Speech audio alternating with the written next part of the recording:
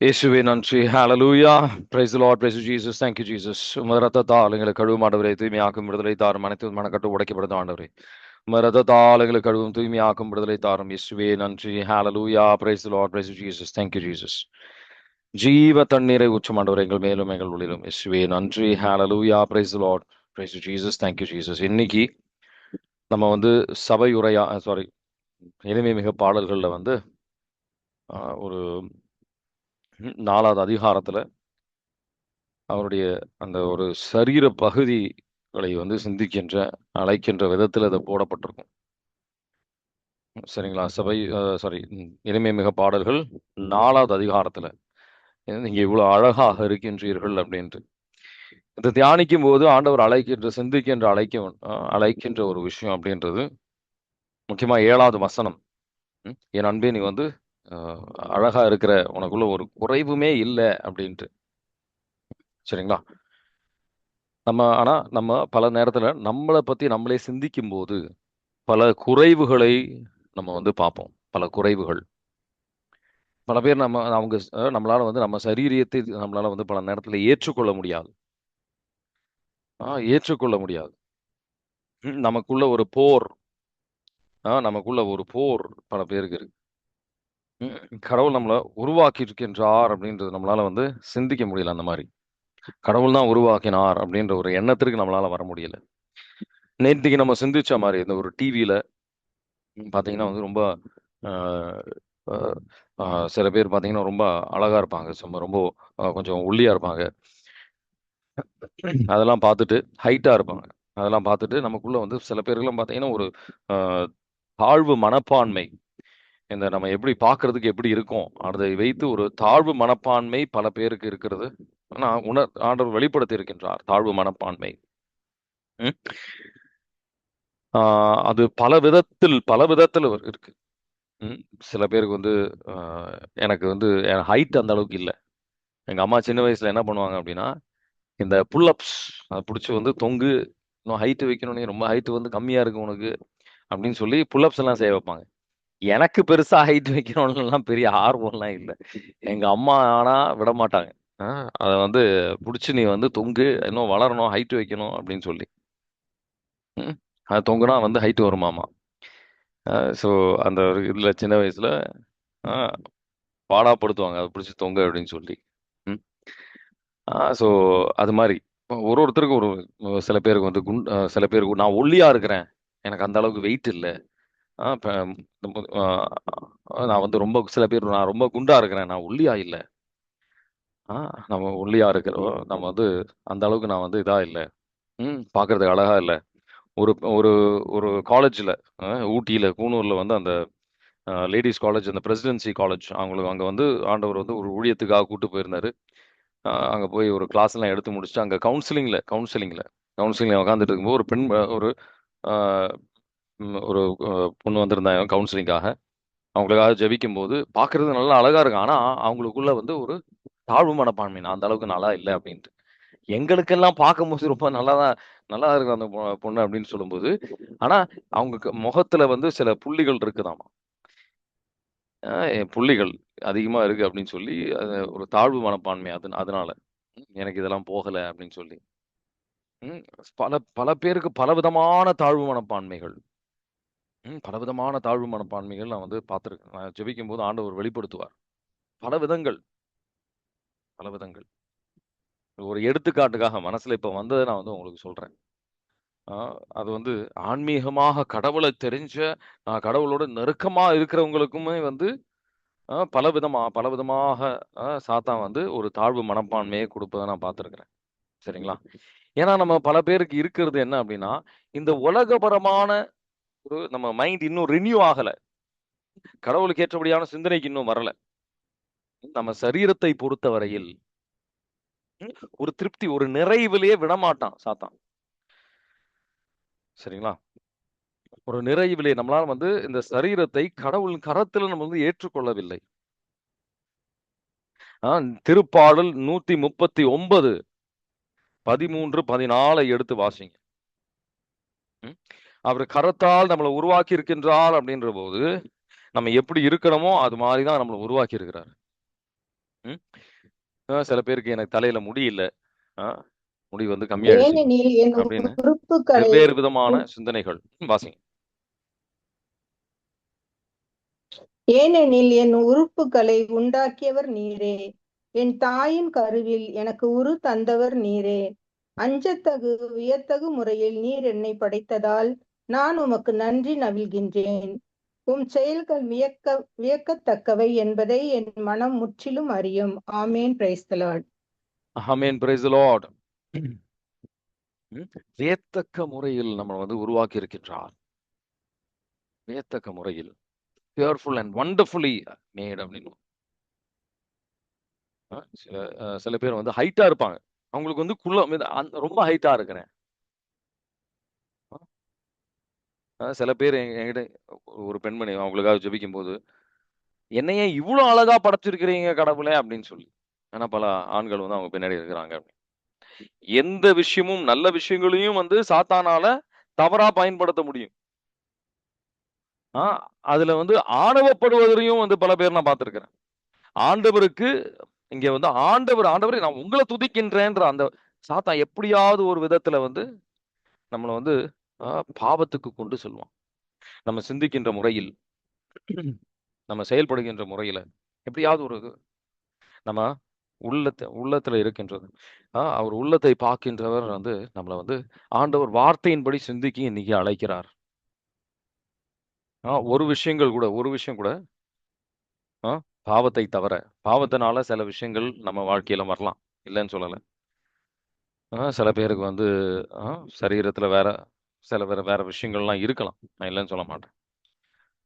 ஆனா பாவத்தினால வருகின்ற சில தவறுகளை வர உங்க ஆனா அதையும் கடவுள் வந்து அற்புதமாக வந்து பயன்படுத்துவார். இன்னைக்கு நம்ம செய்ய வேண்டிய ஆண்டவர் எதிர்பார்க்கின்ற விஷயம், நம்ம சரீரத்தை அவர் கரத்திலிருந்து ஏற்றுக்கொள்ளணும். ஆண்டவருடைய ஆசீர்வாதமாக சிந்திக்க அழைக்கின்றார். சரிங்களா? ஆசீர்வாதமாக ஆண்டவர் வந்து சிந்திக்க அழைக்கின்றார். நம்மளால வந்து அந்த மாதிரி சிந்திக்க முடியுமா?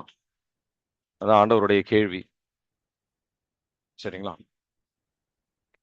நீங்க அவர் கரத்திலிருந்து அதை ஏற்றுக்கொள்ளும் போது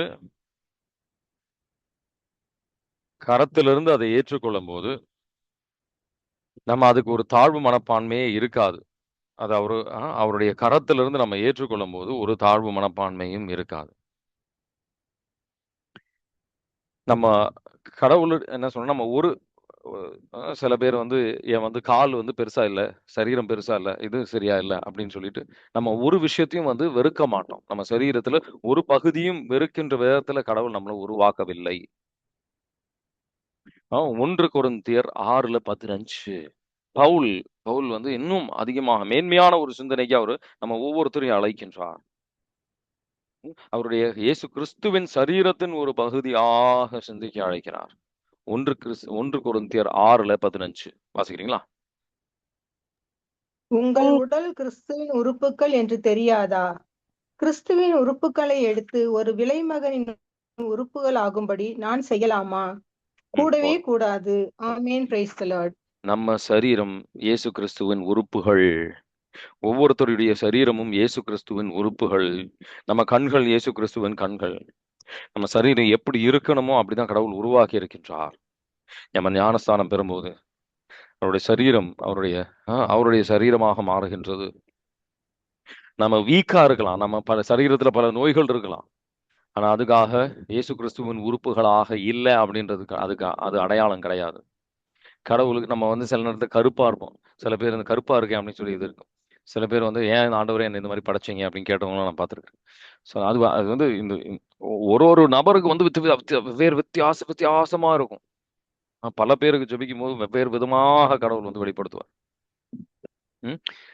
ஸோ அந்த எல்லாம் கடவுள் வந்து ஒரு அன்புல தான் உருவாக்கி இருக்கின்றார். எல்லாருமே அவர் அன்புல தான் உருவாக்கி இருக்கின்றார் அப்படின்னு புரிஞ்சுக்க சொல்றாரு. நம்ம சரீரம் ஒரு சில பேர் வந்து சரீரத்தையே வந்து ஒரு பாரமா யோசிப்பாங்க. அவங்களால அவங்க சரீரத்தையே நேசிக்க முடியாது.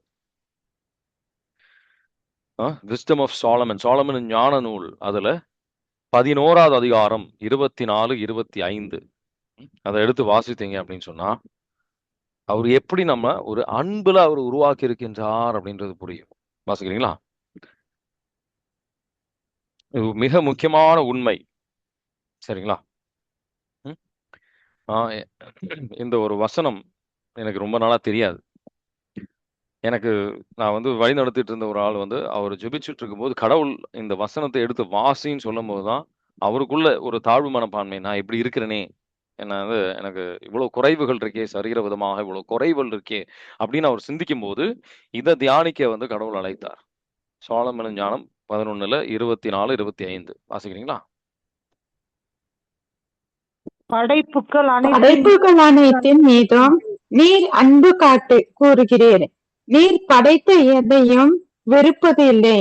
ஏனெனில் நீர் எதையாவது வெறுத்திருந்தால் அதை படைத்திருக்கவே மாட்டீர்.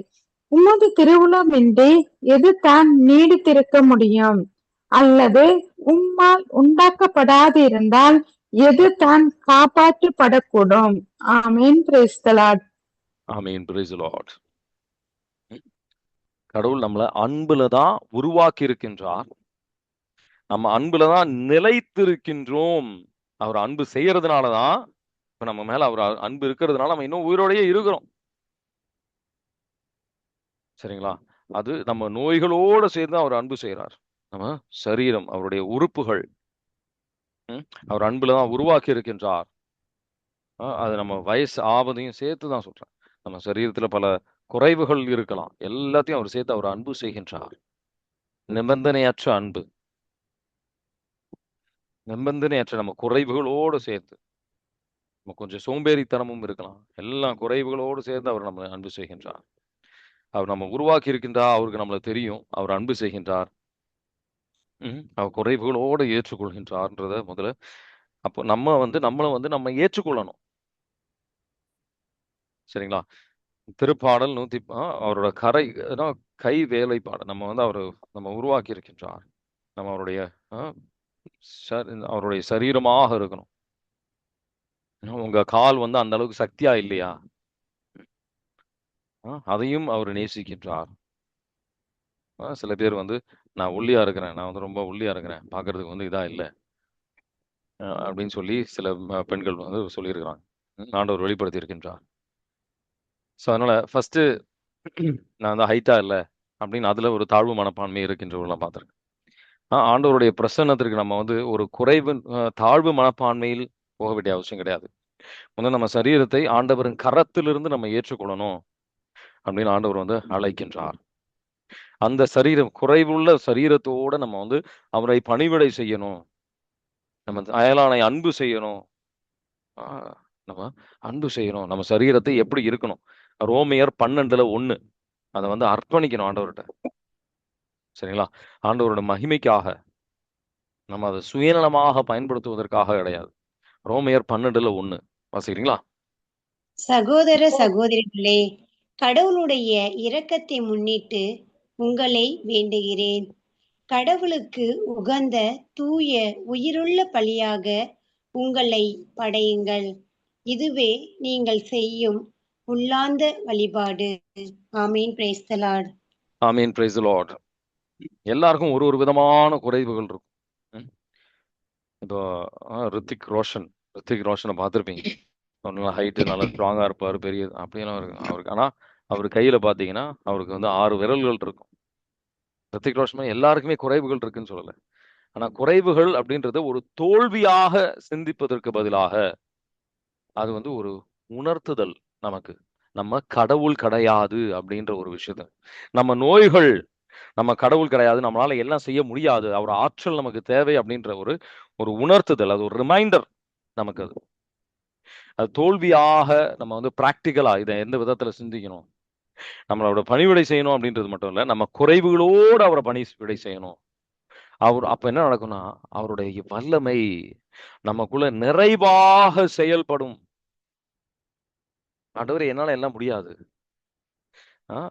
ஆனா நீங்க தருகின்ற ஆற்றலால என்னால முடியும். இயேசு கிறிஸ்து பிறப்பு பாத்தீங்கன்னா பெரிய பெரிய மறைநூல் வல்லுநர்களுக்கெல்லாம் அது வெளிப்படுத்தப்படல. அங்க இருக்கிற மேய்ப்பர்களுக்கு தான் கடவுள் வெளிப்படுத்துறார். பெரிய பெரிய நபர்கள், நல்லா அழகா இருக்கிற நபர்கள், ஹைட்டா இருக்கிற அவங்களும் அவர் கூப்பிடல. அங்க அந்த சாதாரண மக்கள் தான் அதிகமா வந்தாங்க. ஒரு பெரிய ஒரு வெளிப்படத்தில் அவங்கள கிடைச்சது அவங்க தான். அந்த ஏஞ்சல்ஸ் அந்த வெளிப்பாடை கொடுத்து அவங்களுக்கு தான் கொடுக்குறாரு.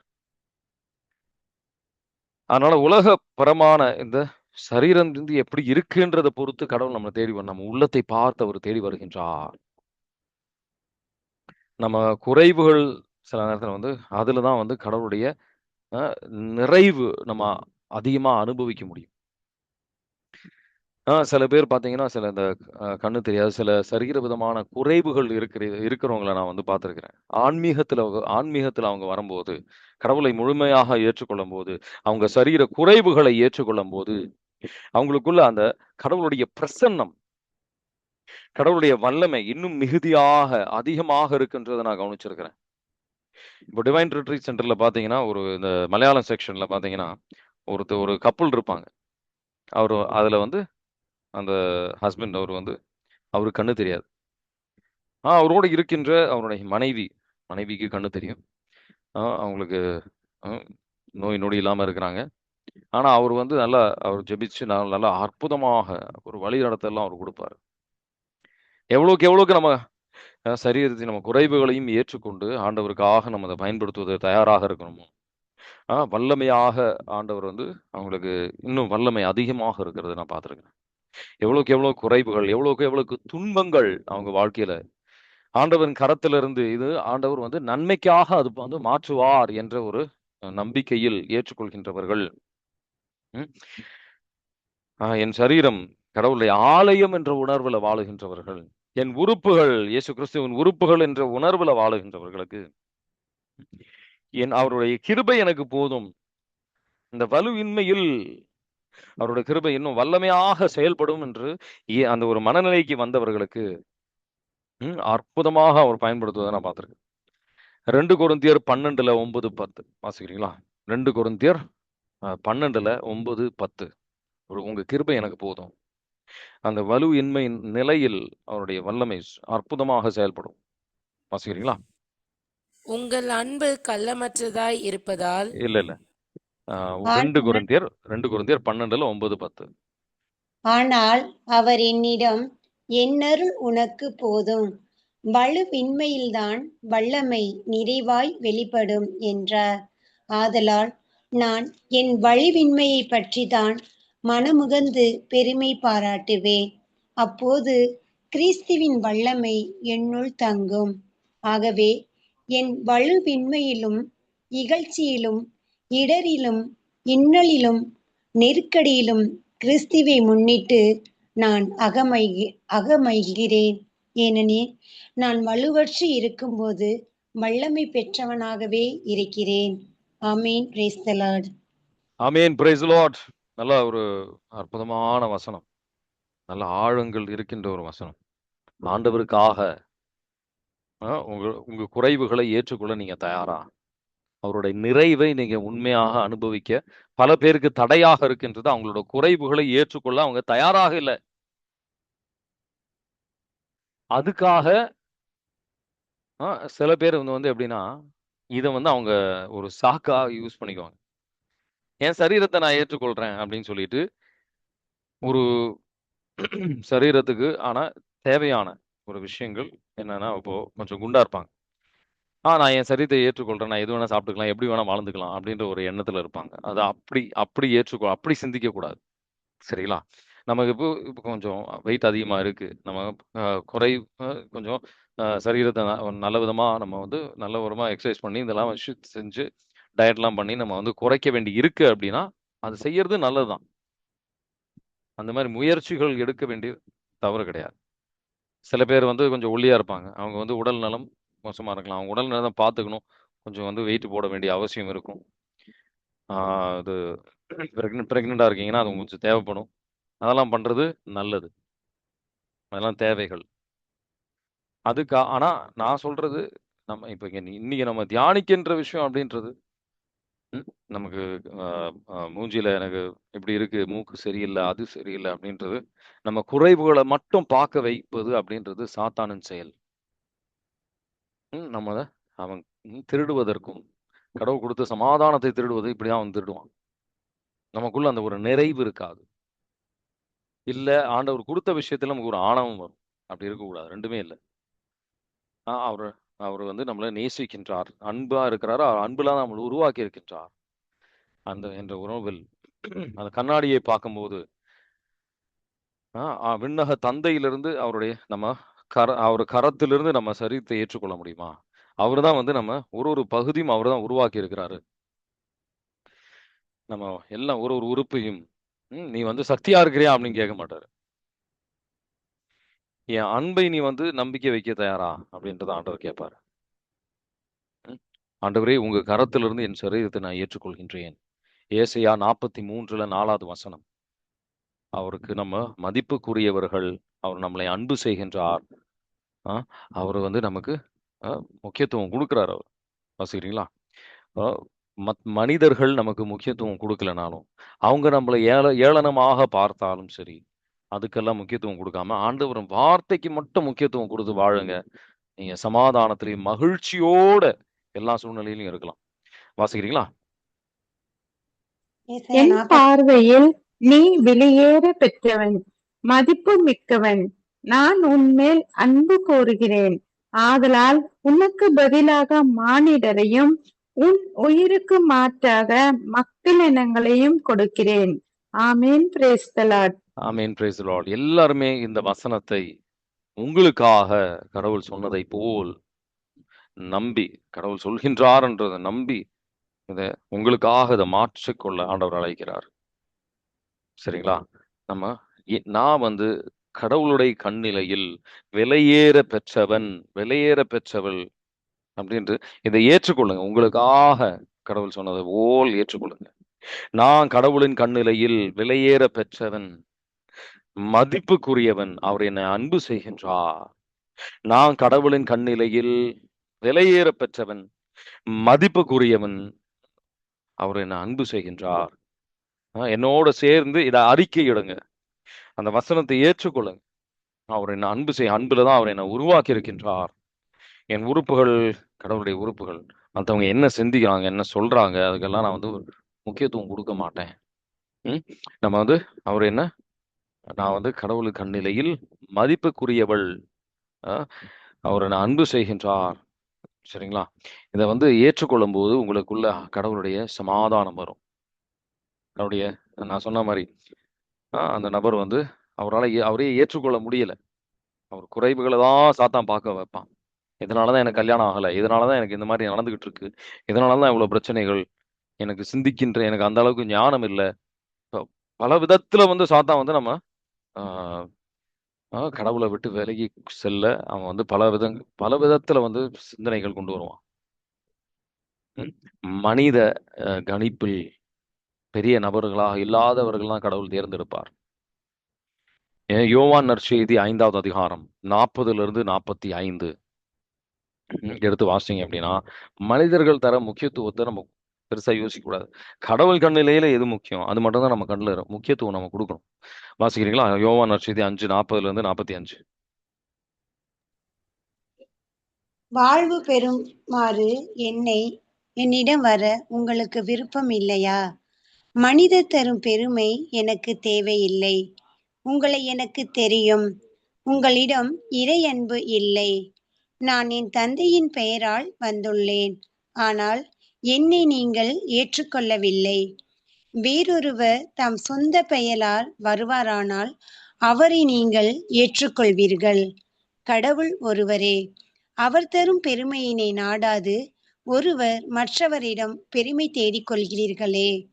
உங்களால் எப்படி என்னை நம்ப இயலும்? தந்தையின் முன்னிலையில் உங்கள் மேல் குற்றம் சுமத்தப் போகிறவன் நான் என நினைக்காதீர்கள். உங்கள் சார்பாக நிற்பவர் என நீங்கள் எதிர்பார்க்கும் மோசேயோ உங்கள் மேல் குற்றம் சுமத்துவாரா? நீங்கள் மோசேயை நம்பியிருந்தால் என்னையும் நம்பியிருப்பீர்கள். ஏனெனில் அவர் என்னை பற்றி தான் எழுதினார். அவர் எழுதியவற்றை நீங்கள் நம்பவில்லை என்றால் நான் சொல்பவற்றை எவ்வாறு நம்ப போகிறீர்கள்? Amen. Praise the lord. Amen. Praise the lord. கடவுளுடைய சிந்தனைகளுக்கு தான் முக்கியத்துவம் கொடுக்கணும். சமூகம் எப்படி சிந்திக்குதுன்னு கிடையாது. ஏன்னா இன்னைக்கு வந்து நீண்டமா இருக்கிற முடி ஸ்ட்ரைட்டா இருக்கிற முடி நல்லா அழகா தெரியும். நாளைக்கு பார்த்தீங்கன்னா அது வந்து உருண்டையா இருந்த முடி இருந்தாதான் அழகுன்னு சொல்லுவாங்க. ஸோ அது மாதிரி அது மனித அந்த கணுப்பில் அது வந்து சிந்தனைகள் மாறிக்கிட்டே இருக்கும். சரிங்களா? அதுக்கு முக்கியத்துவம் கொடுக்கறதுக்கு பதிலா கடவுள் பார்வையில் எது முக்கியம் அதுக்கு முக்கியத்துவம் கொடுங்க. சரியா? மாடர்னா இருக்கணும் அதுதான் முக்கியம் அப்படின்னு இருக்கும். ஆ அதான் அது மாறிக்கிட்டே இருக்கும். வெவ்வேறு விதமா மாறிக்கிட்டு இருக்கும். இந்த மாதிரி ட்ரெஸ் பண்ணணும் அந்த மாதிரி ட்ரெஸ் பண்ணணும். ஆ சாத்தான் அந்த உலக போக்குக்கு ஒரு அடிமையாக வைக்க அவன் யோசிப்பான். அப்ப நம்ம கடவுளை தெரிஞ்சுக்க முடியாது. அதனால இதுதான் ஊன் இயல்பு அப்படின்னு சொல்லுவோம். சரிங்களா? இன்னைக்கு தியானித்த விஷயங்கள்ல உங்களுக்கு ஏதாவது கேள்வி இருக்கா?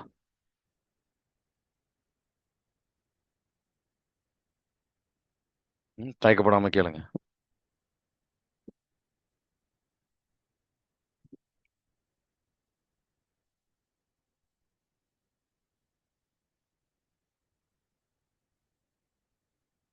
சின்ன கேள்வி பெரிய கேள்வி அப்படின்றது ஒன்றும் இல்லை. நீங்க எது வேணா கேட்கலாம். கேள்வி கேட்கும் போது தான் நமக்கு வந்து சின்ன நம்ம வந்து வளருவோம். சரிங்களா? பிரேசலாம் பிரதர். Praise the Lord. இன்னைக்கு ஆனா ரொம்ப ஃபீல் பண்ணேன். நான் எப்போதுமே கண்ணாடி முன்ன நின்னு பார்க்க மாட்டேன். நீ போய் கண்ணாடி முன்ன நின்னு நம்ம ஏன் இவ்வளோ ஒல்லியா இருக்கோமே! அ சம்டைம்ஸ்ல வந்து என்னோட ஒர்க் பண்றவங்களே வந்து, "நீ ஏன் இவ்வளோ ஒல்லியா இருக்க? உன்ன மாரி நான் வரமாட்றேனே! நான் இவ்வளோ குண்டா இருக்கேனே!" அப்படின்ட்டு எல்லாருமே என்னைய பத்தி ஒரு மாரி பேசியிருந்தாங்க.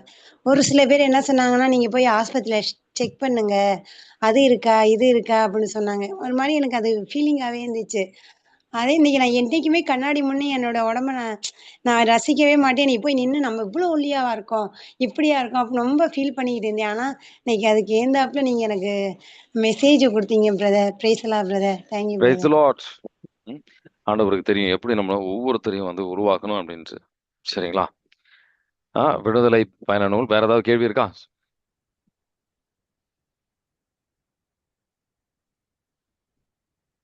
சரி. அப்போ நம்ம வந்து விடுதலை பயண நூல் 14வது அதிகாரம் நம்ம சிந்திப்போம். வேற ஏதாவது கேள்வி இருக்கா? விடுதலை பயண நூல் 14வது அதிகாரம். 14வது அதிகாரத்துல ஒரு முக்கியமான ஒரு விஷயம் அங்க நடக்குதுன்னு நம்ம பார்க்கலாம்.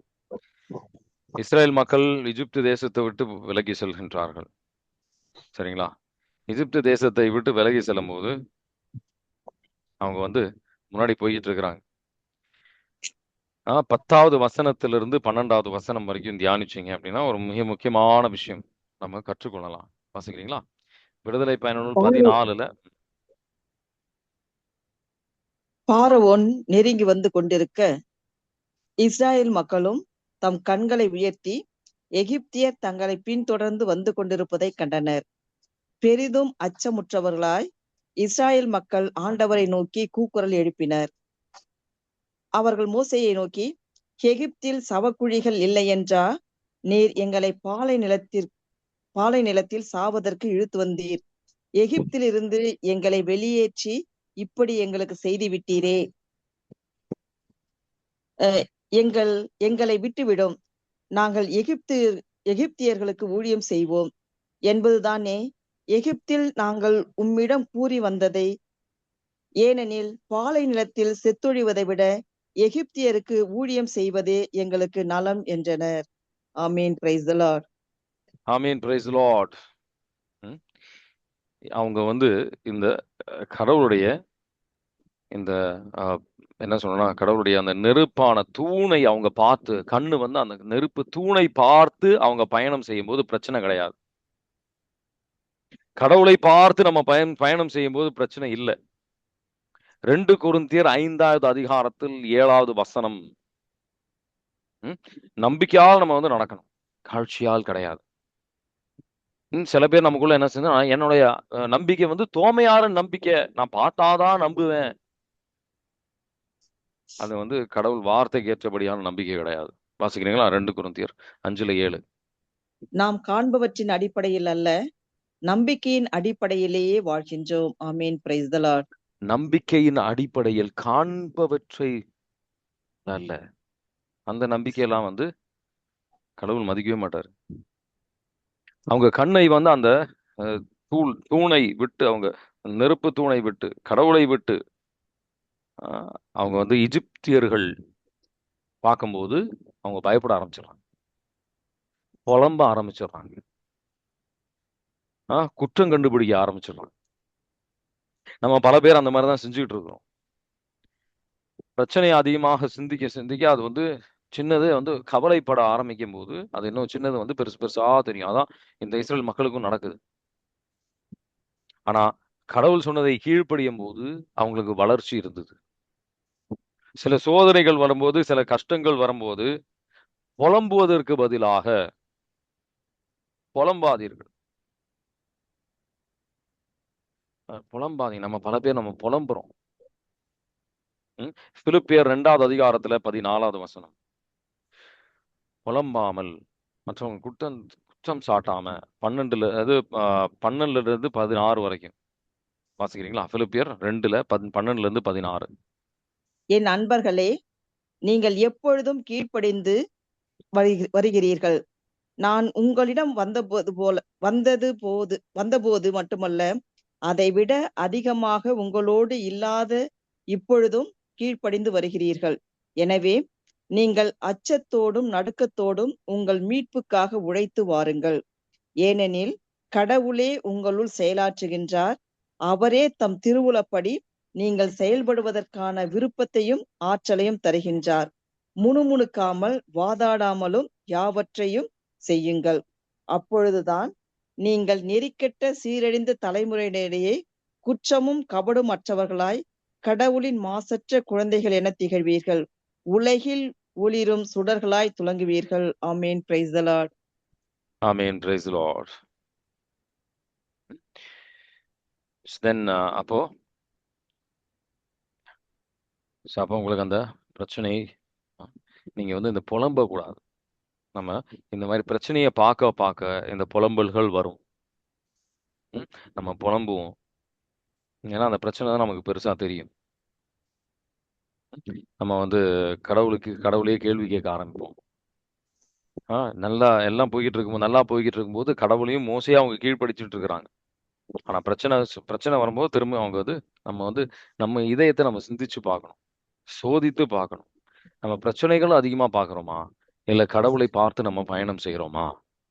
கடவுளுடைய வாக்கு தத்தத்தை அவர் நிறைவேற்றுகின்றவர் என்ற நம்பிக்கையில் அவர் பின்னாடி செல்கின்றீர்களா, இல்ல இது வந்து இன்னும் எவ்வளவு மோசமா போக முடியும் அப்படின்னு நீங்க சிந்திச்சுட்டு இருக்கிறீங்களா? அவங்க உறுதியா இருந்தாங்க. ஐயோ இன்னைக்கு நாங்க அழிஞ்சிருவோம் அப்படின்றது உறுதியாயிடுச்சு அவங்களுக்கு. அவங்க மனசுல அது உறுதியா இருந்தது. பயத்துல ஐயோ நாங்க அங்கேயே இருந்திருக்கணும், நான் வந்திருக்க கூடாது. இவ்வளவு பிரச்சனைங்க வந்துச்சு, ஐயோ இந்த மாதிரி ஆயிடுச்சு, அந்த மாதிரி ஆயிடுச்சு, நான் அந்த வேலையிலேயே இருந்திருக்கணும், அந்த வீட்டை விட்டு நான் இந்த வீட்டுக்கு வந்திருக்க கூடாது, இவ்வளவு பிரச்சனை ஆயிடுச்சு. இந்த பிரச்சனைகள் வழியா நமக்கு என்ன கடவுள் சொல்லித்தர விரும்புகின்றார் அப்படின்றத நம்ம யோசிக்கிறது இல்லை. புலம்பலுக்கு நம்ம இடம் கொடுக்க கூடாது. பிரச்சனையை வந்து நம்ம அதிகமா சிந்திக்கிறதுக்கு பதிலாக ஆண்டவர்கிட்ட ஒரு வழியை கேட்கணும்.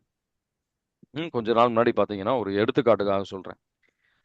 கொஞ்ச நாள் முன்னாடி பாத்தீங்கன்னா, எனக்கும் என் மனைவிக்கு நடுவில் வந்து சில பிரச்சனைகள்.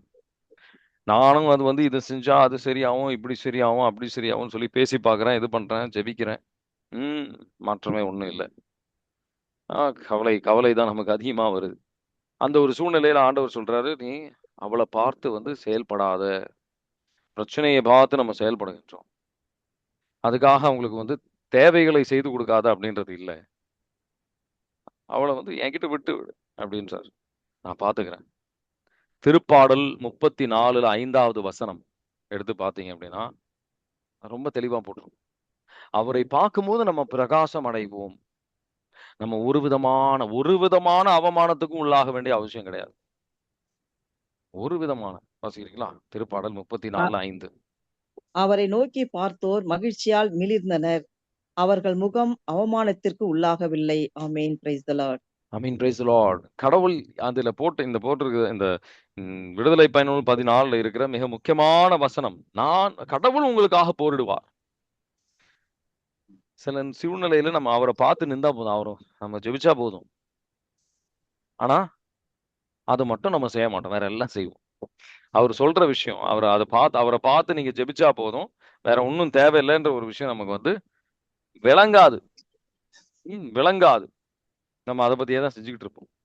சரிங்களா? வாசிக்கிறீங்களா? விடுதலை பயண நூல் 14:14.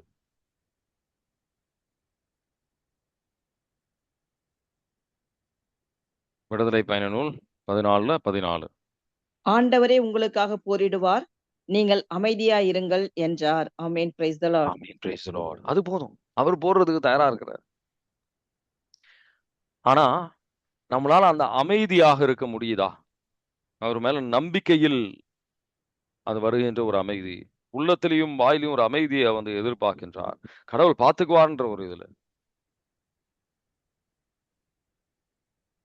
திருப்பாடல் 46:10 வசனம். நம்பிக்கை இல்லைனா புலம்புவோம், நம்பிக்கை இருந்தா கீழ்ப்படிவோம். கடவுளுக்கு மகிமை வரும். நம்ம நம்பிக்கையோட முழுமையான நம்பிக்கை, எனக்கு நம்பிக்கை இருக்கு, ஆனா சூழ்நிலை பிரச்சனை வந்த உடனே புலம்ப ஆரம்பிக்கும். அது கிடையாது. திருப்பாடல் 46:10 வாசிக்கிறீங்களா? அமைதி அமைதி கொண்டு கொண்டு நானே கடவுள் என உணர்ந்து கொள்ளுங்கள். வேற்றினத்தாரிடையே நான் உயர்ந்திருப்பேன். பூ உலகில் நானே மாட்சியுடன் விளங்குவேன். ஆமென். Praise the lord. Praise the lord. அது 46:10 தான் வாசிங்களா திருப்பாடல்? ஆமாம் ஆமாம் பிரதர். ஓகே. சரி, ஆங்கிலத்துல இன்னும் கொஞ்சம் நல்லா போட்டிருக்கோம். பி ஸ்டில், அமைதியா இருங்க. அப்போ நீங்க வந்து கடவுள் அப்படின்னு சொல்லி அவரை அறிவீர்கள் அப்படின்ட்டு. You will know that I am God. சரிங்களா? கடவுள் நமக்காக போரிடும் போது, நம்ம அமைதியாக இருக்கும்போது கடவுள் நமக்காக போரிடுவார். அப்போ அவர் கடவுள், அவரால் எல்லாம் வல்ல கடவுள் அப்படின்றத நம்மளால உணர முடியும். பல நேரத்தில் நம்மளால அந்த மாதிரி அமைதியா இருக்க முடியல. இதுதான் ஒரு மிகப்பெரிய பிரச்சனை அப்படின்றது. நம்ம ஒன்றும் செய்ய வேண்டிய சில விஷயம் சூழ்நிலை எல்லாம் ஒன்றும் நம்ம செய்ய வேண்டிய அவசியம் கிடையாது. நம்ம உணர்ச்சி வசப்பட்டு தான் சின்ன ஒரு பிரச்சனையை பெருசாக்கிடுறோம். உணர்ச்சி வசப்பட்டு சில இடத்துல எல்லாம் பிரச்சனையே இருக்காது, அவர் சொன்னதை செஞ்சா போதும்.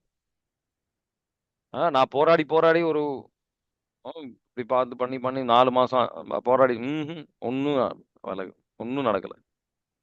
ஆனா அமைதியா இருக்கும்போது அதோட ஜெபமும் இருக்கு. ஜெபம் இல்லாத ஒரு அமைதி கிடையாது. கடவுளை நோக்கி நம்ம பயணம் செய்யும் போது வருகின்ற ஒரு அமைதி. அந்த அமைதியில வந்து கடவுள் அங்க செயல்படுறாரு. நம்ம உணர்ச்சி வசப்பட்டு நம்ம சில விஷயங்கள் செய்யும் போதுதான் பிரச்சனைகள் அதிகமாகுது. விடுதலை மத்தேயு 26வது அதிகாரம். இது வந்து சேமா இருக்காது. சரிங்களா? ஆனா இதையும் வந்து ஒரு விதமான உணர்ச்சி வசப்படுதல் இருக்கு. அது நம்ம வந்து இந்த உணர்ச்சி வசப்படுதல்ல வந்து நம்ம வர பிரச்சனையை நம்ம புரிஞ்சுக்கணும். சரிங்களா? மத்தேயு 26 எடுத்து வாசி. மத்தேயு 26ல நான் இந்த வந்து சில வாட்டி நான் கேட்டிருக்கிறேன். கொஞ்சம் புதுசா நபர்கள் வந்திருக்கிறாங்க. அவங்களுக்கும் இது சிந்திக்கிறது நல்லா இருக்கும். மத்தேயு 26ல 31 35 வரைக்கும் வாசிக்கிறீங்களா?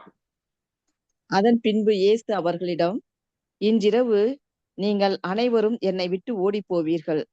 ஏனெனில் ஆயரை வெட்டுவேன், அப்பொழுது மந்தையில் உள்ள ஆடுகள் சிதறடிக்கப்படும் என்று மறைநூலில் எழுதியுள்ளது. நான் உயிருடன் எழுப்பப்பட்ட பின்பு உங்களுக்கு முன்பே கலிலேயாவுக்கு போவேன் என்றார். அதற்கு பேதுரு அவரிடம், எல்லாரும் உம்மை விட்டு ஓடி போய்விட்டாலும் நான் ஒருபோதும் ஓடி போக மாட்டேன் என்றார்.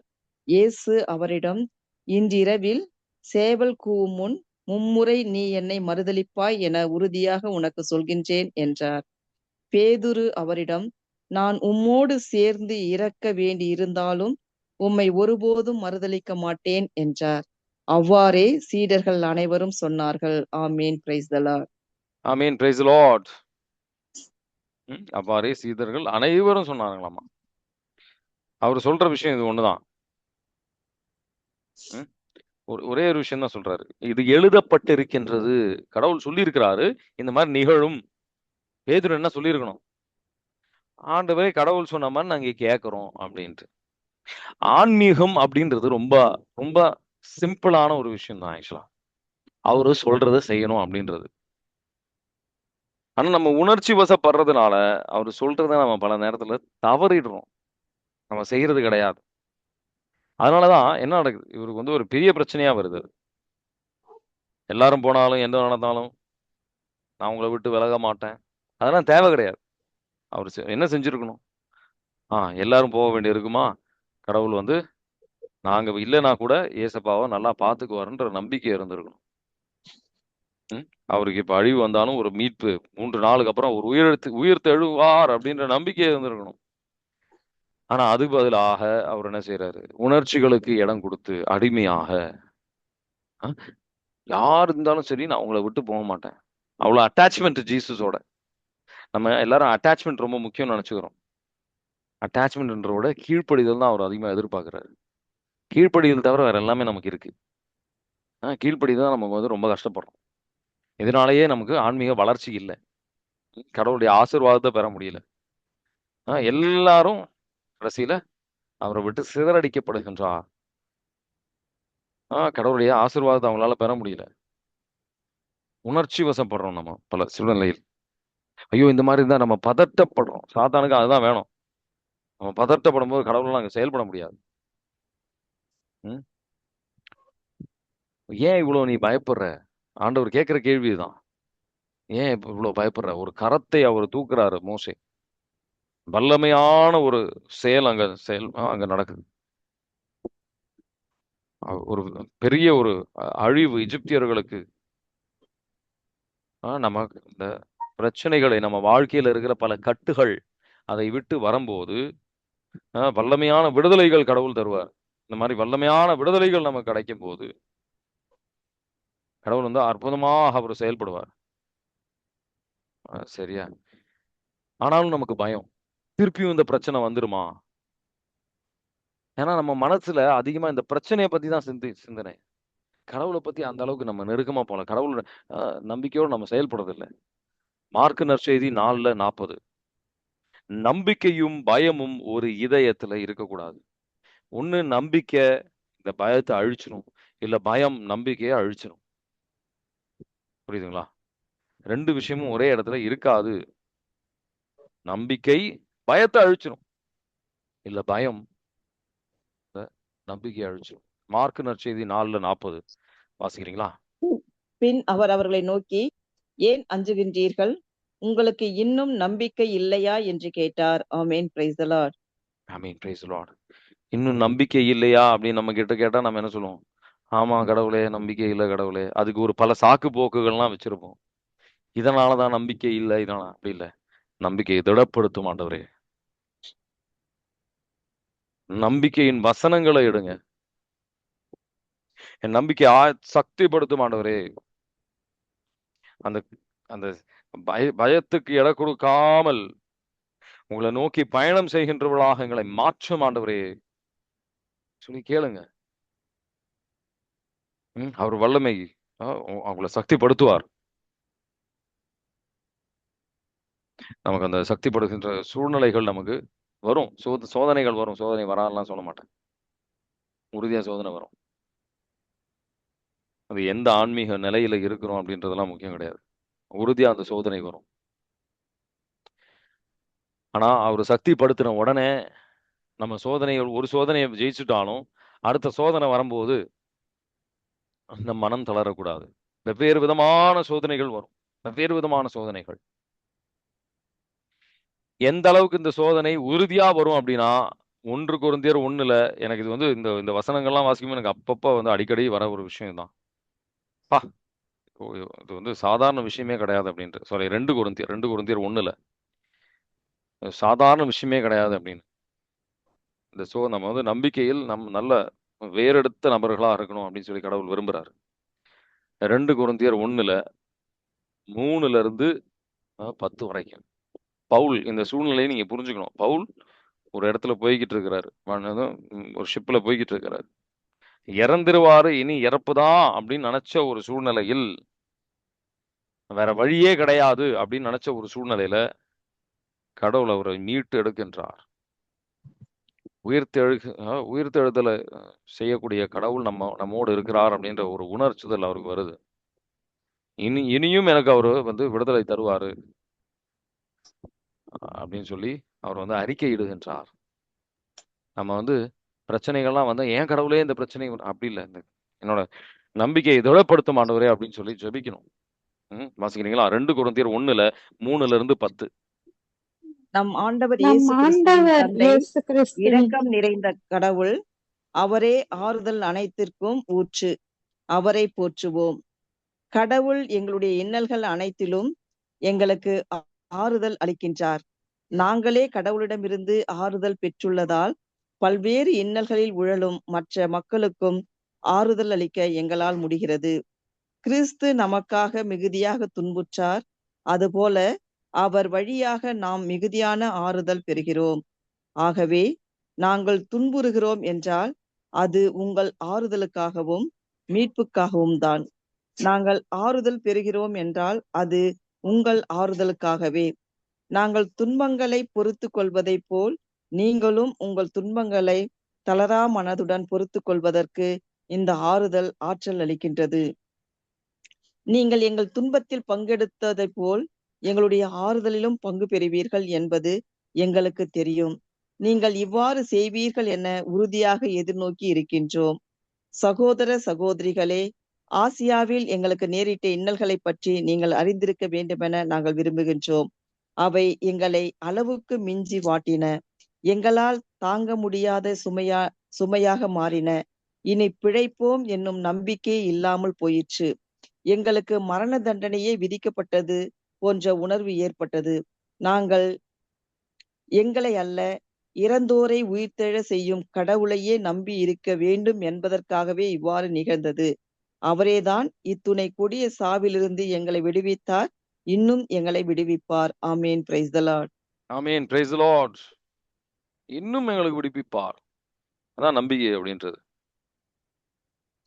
ஆனா அற்புதமான ஒரு சூழ்நிலை. ஆனா நம்ம ஒரு முக்கியமான விஷயம் இந்த 14வது அதிகாரத்தில் நீங்க புரிந்து கொள்ள வேண்டியது அப்படின்றது, கடவுளுடையவரோட பிள்ளைகளை இந்த சில சூழ்நிலைகள் வழியாக கடவுளை மேல நம்ம நம்பிக்கை வைக்கிறோன்றது மட்டும் கிடையாது. அவங்க என்ன நடக்குது, அவங்களுக்கு கடவுள் மேல மட்டும் நம்பிக்கை வரல. மோசேயின் மேலும் அவங்களுக்கு நம்பிக்கை வருகின்றது. விடுதலை பயண நூல் 14:31 வாசிக்கிறீங்களா? இந்த வல்லமையான விஷயங்களை பார்த்த உடனே கடவுள் மேல மட்டும் கிடையாது, மோசே மேலேயும் அவங்களுக்கு விசுவாசம் வருது. வாசிக்கிறீங்களா?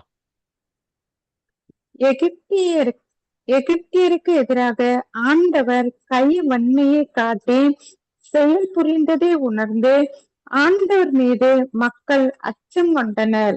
மேலும் அவர்கள் ஆண்டவரிடமும் அவர் அடியார் மோசேயிடமும் நம்பிக்கை வைத்தனர். ஆமென். Praise the lord. Amen. Praise the lord. கடவுள் மேல மட்டும் கிடையாது, மோசே மேலேயும் அவங்க நம்பிக்கை வைக்கிறாங்க. கடவுள் அழைப்பது ஒரு அழைத்துதல். அவருடைய பிள்ளைகளுக்கு கடவுள் கொடுக்கிற ஒரு முக்கியமான அழைத்துதல். அவருக்கு கடவுள் தருகின்ற ஆயன், கடவுள் தருகின்ற ஆயன் அது. எரேமியா 3:15 பாத்தீங்கன்னா, அவர் தேர்ந்தெடுத்து அவர் உள்ளத்திற்கு ஏற்ப சில ஆயர்களை நமக்கு தரும்போது அது எனக்காகவும் இருக்கும், என்னை வந்து உங்களுக்கு கடவுள் தர்றதாகவும் இருக்கும். நம்ம நம்பிக்கை வைக்கணும் அப்படின்னு சொல்லி கடவுள் விரும்புறாரு. இல்லைன்னா ஆன்மீக வளர்ச்சி, ஆன்மீக வழிநடத்தல் நமக்கு கிடைக்காது. அது ஒரு மிக முக்கியமான விஷயம். எரேமியா 3:15 வாசிக்கிறீங்களா? என் இதயத்திற்கு ஏற்ற மேய்ப்பர்களை உங்களுக்கு கொடுப்பேன்.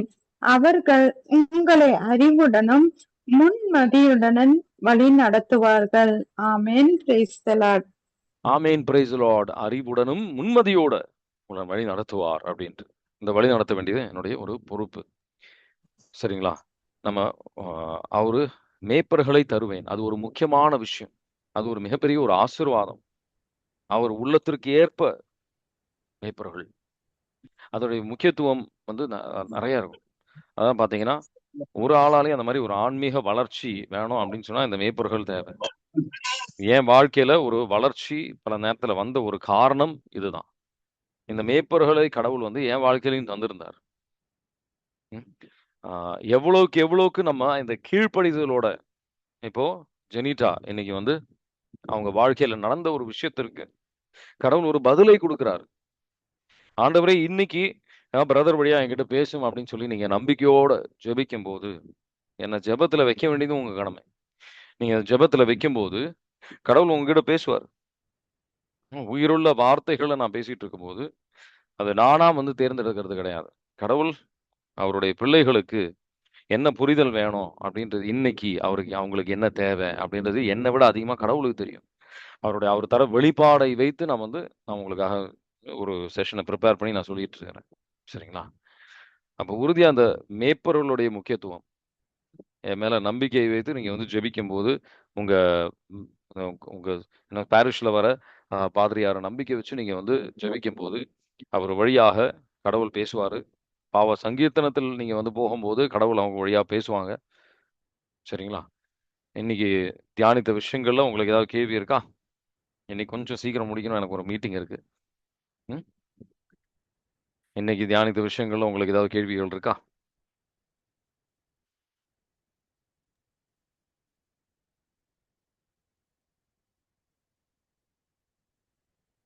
ஆன்மீக வழிநடத்துதல், ஆன்மீக வளர்ச்சிக்கு மிக முக்கியமான ஒரு விஷயம் இது. சரிங்களா? அது ஒரு மிகப்பெரிய ஒரு ஆசீர்வாதம். அவருடைய இதயத்திற்கு ஏற்ப மேய்ப்பர்கள் அப்படின்றது. ம்?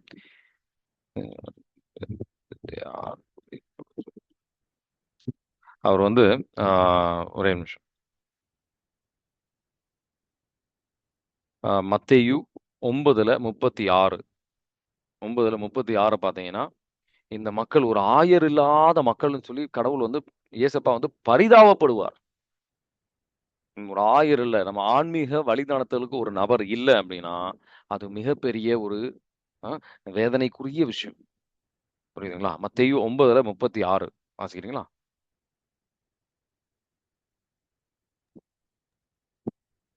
திரண்டிருந்த மக்களை அவர் கண்டபோது அவர் அவர்கள் கண்டபோது மேல் பரிவு அவர்கள் கொண்டார். அவர்கள் ஆயரில்லா ஆடுகளைப் போல் அலக்களிக்கப்பட்டு சோர்ந்து காணப்பட்டார்கள். ஆமென். Praise the lord. Amen. Praise the Lord.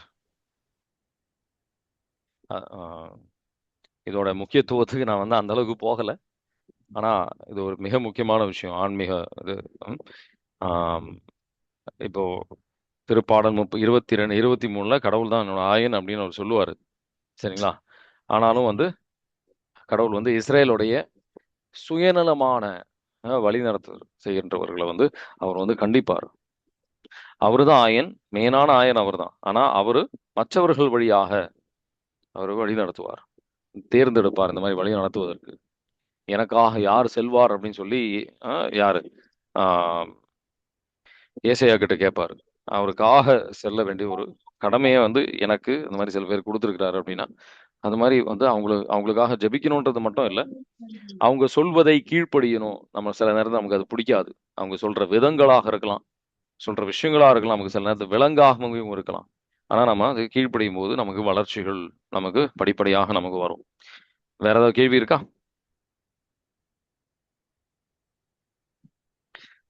பெர்ஃபெக்டான ஆயர் வந்து ஏசப்பா மட்டும்தான்.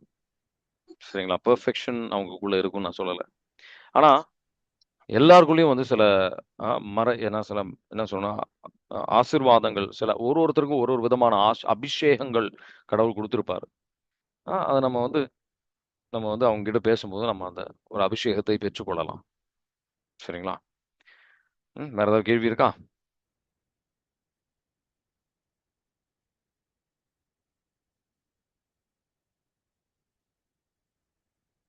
இயேசுவே நன்றி. ஹalleluya. Praise the Lord. Praise to Jesus. Thank you Jesus. உமது ரத்தத்தால் எங்களை கழுவும் ஆண்டவரே, தூய்மையாக்கும் விடுதலை தாரும், அனைத்து விதமான கட்டு உடைக்கப்படட்டும் ஆண்டவரே. எங்கள் சரீரம் உங்க கரத்திலிருந்து ஏற்றுக்கொள்ளுகின்றவர்களாக உங்க உங்களை நோக்கி பயணம் செய்கிறாங்க. எங்களை ஒவ்வொருத்தரையும் மாற்ற மாட்டவரே, பயத்தில் அல்ல, நம்பிக்கையில் உங்கள் பின்னாடி செல்கின்றவர்களாக, முழுமையான நம்பிக்கையில் நீங்க தருகின்ற மேய்ப்பர்களுக்கு கீழ்ப்படுகின்றவர்களாக எங்களை மாற்ற மாட்டவரே. இயேசுவின் நாமத்தில் ஜெபிக்கின்றோம். ஹalleluya. Amen. God bless you. Have a nice day. Thank you.